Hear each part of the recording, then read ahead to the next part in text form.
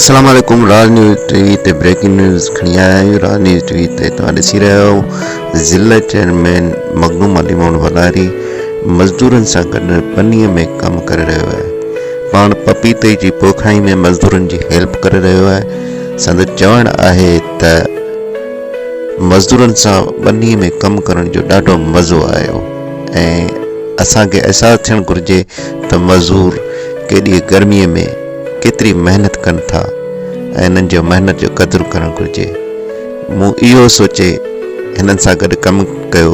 मूंखे बि अहसासु थियो त वाक़ई मज़दूरनि खे सलाम पेश करणु घुरिजे, छो त केॾियूं गर्मियूं हुजनि, सर्दियूं हुजनि, बरसातियूं हुजनि, ही मज़दूर पंहिंजी महिनत सां कमु कनि था।